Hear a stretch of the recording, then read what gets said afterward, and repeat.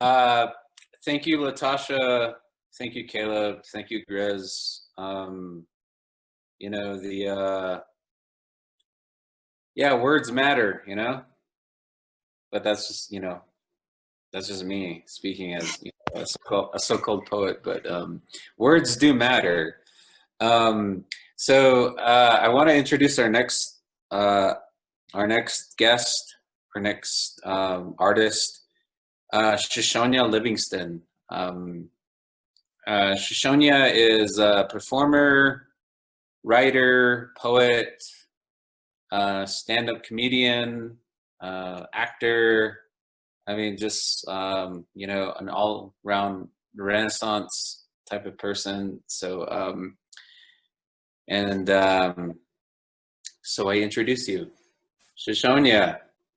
Come on. Guys, hi. You can unmute yourself, like I'm good with it.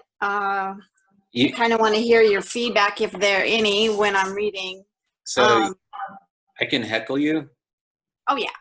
Guys, Well, please, not heckle me. I'm not doing stand-up, but you can totally critique me after I'm done though. That I don't give a shit about. Huh? just please turn off the televisions. That's what we're picking up in the background. A lot of people are watching TV and this. Oh, wait, no. Oh, that would suck. Yeah, that would really suck. Yeah. So no like feedback, like no like bullshit sounds, I guess. That just covers it. I'm a person of words, can you tell? So yeah, this is a dark comedy fiction novella I'm working on, and it's about someone who someone very near and dear to me was going through serious addiction, and so during this time, and I didn't really know how to deal with it, so I just started writing about it. But I just started imagining, this, that, and the other. So here we go. My friend Jenna stops by the bar. She works at the bar with me, but she's off tonight. Our bar is a cheap dive joint, so she usually stops by for a drink or four, getting drunk on the cheap. It's busy by the time she shows up. I notice she disappears for a while from her spot at the bar. Later in the night, she reappears. She says she met a guy. She seems pretty tipsy this time. She almost falls on one of the old bar rats. I have a confession to make, she slurs. I know whatever she says, I will still love her. I mean, she picks me up and drives me to work once in a while. When I look in the mirror and say I'm fat, she tells me I'm not fat. I will love her forever.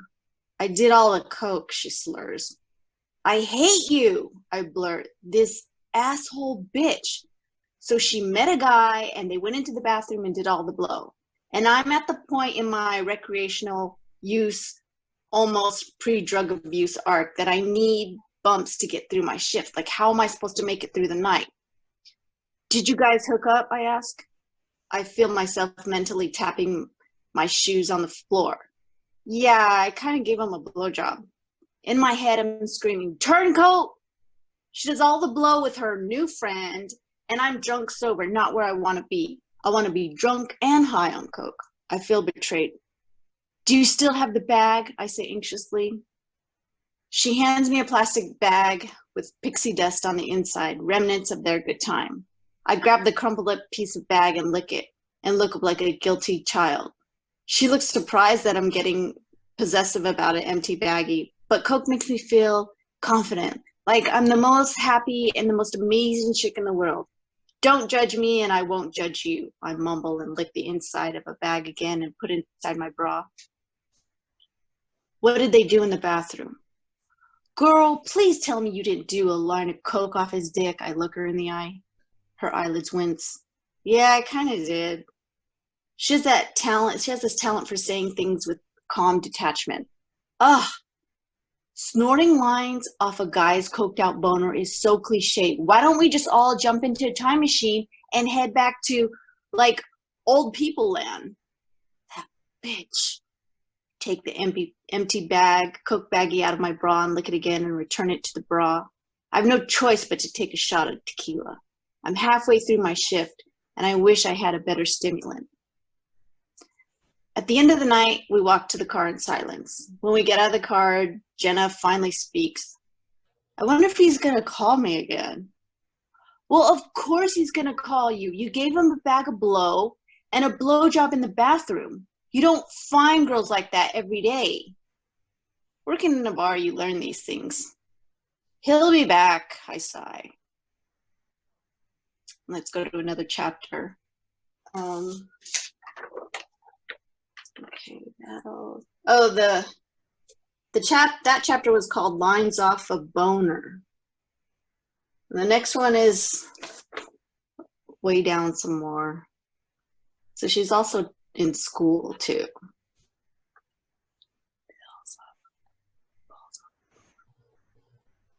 It's a long piece of work, so I just gotta find it. You gotta have these things ready when you're doing a read, right? Gotta have them ready. I'm just showing you. Okay. So this is another chapter. They're real short, like kind of little tidbits. I hate chest hair in general because chest hair looks like tiny antennas sticking out of a chest. Yuck. For some reason, the chest hairs on Cole made me love him even more though, because it was proof that he was mortal. I love his walk, his straightforward gait. He wears Chucks with jeans and a t-shirt. He sticks to the color black. Black shoes, black t-shirt, black underwear, black socks, black eyes. His face looks like a bronzed flat plate with his senses symmetrically placed. And he has like a mushroom dick. And in the dark when I hold it, it feels long and skinny with a big round pointed cap on it. It looks like one of those strange mushrooms you see in a biology book. Some rare species dark deep in the forest. His belly button is like mine, narrow with a little plug inside. I remember when he came over on my birthday. After sex, his balls were laying on my comforter without a care in the world. His ball sack was soft, exposed, and vulnerable, like two little newborn baby mice curled up in a ball, like blind as fuck. What did you think about chapter 9? Dr. Carley slaps his hand down on the table to get my attention. I snap back and remember I'm in class. Oh shit, I'm busted. I'm completely embarrassed too. I feel like everyone knows what I'm thinking about. I try to compose myself and sound collegiate. I'm sorry, Dr. Carley. What are your thoughts on the chapter? I have no way out. I didn't get to it. I can't even make up a lie because I have no fucking idea what he's talking about. If you're going to not do the work, don't come to class. You're wasting your time and you're wasting mine. He said in an evil haunted forest charging toward me tone. As I walk home, the wind pushes me. Good thing I have my motorcycle boots on. Who wears motorcycle boots with no motorcycle? I do. I have some nice thick men's socks on. I'm wearing layers. My mom taught me that. Black tank under a gray zip-up dirty hoodie, under a heavy lined jean jacket I found at the thrift store. My hair is blowing all over the place and I want to punch it. The wind is swaying the leaves and everything flutters everywhere.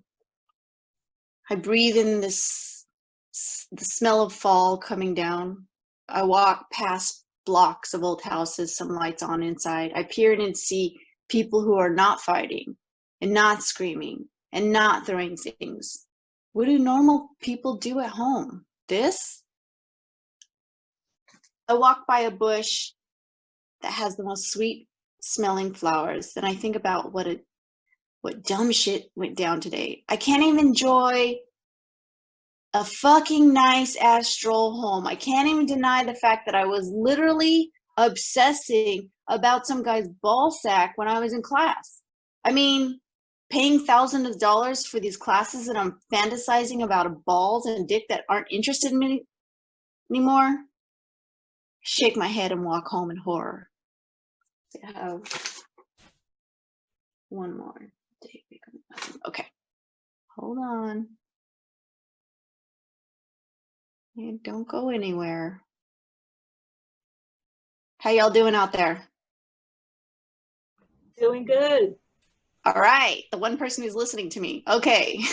Loving it. Doing Loving good, it. thank you. All right. Yeah. Okay. Yeah, because I'm Shishonia, you're like you're hilarious. So I mean, but it's anyway. I'll say something okay. about that afterwards. all right. Keep Good. going. Okay, so this is the last little bit. She wakes up in a bathroom. Oh, and the name of the character is Red. Her name's Red. I don't know if that matters, but there's something more. There's another element. There's color in it too. Okay, so I lay sprawled out on the cool floor. My shoes, my socks, my purse, and contents are scattered around me. Black liner, dark shadow, lip gloss. I have lots of room because I am, it seems, in the handicap stall. I'm starting to figure it all out. I'm at the mall in one of those nice store bathrooms. I don't come here very often, but I do. Usually I just sleep in my car. The good news is this is a new super duper clean bathroom and women hardly use it. The floor, of course, is hard vanilla tile. The metal stalls are dark beige, almost like all the bathrooms. I even have my own sink in my stall. The good life. Oh. And I feel too heavy to get up. I feel like a bug that tried to shed its outer shell and I couldn't get rid of it. You know, like those little beetles dragging their former shell around with them. They have to get rid of it, yet it's still stuck to them a little bit. It's crazy to watch them walk. I once tried to help a beetle take off its shell, but he or she got too freaked out. I think it thought that I was trying to kill him or her. So I just put the bug back down. I was annoyed. You know, here you go try to help someone out and they get scared and wimp out. And I was always trying to pick up the bugs and then, you know, put them at the end of wherever, the end point of wherever they're going. I always wanted to ask, where the fuck are you going? And where in the Sam hell do you think you're going with that load on your back?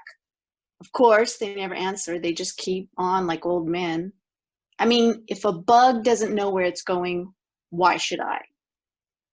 But my shit feels like pushing tons of water on me, trudging along the basement's floor. I guess it isn't so bad. The load on some bugs' back is their shelter. My life load wasn't doing a goddamn thing for me, but bringing me down. It's like the shedding bugs, not the shedding bugs, not the shelter bugs, are haunting themselves with their former self. I wish I were a real beetle or like some cool ass bug. Then no one could hurt me because I'd have a bug's body.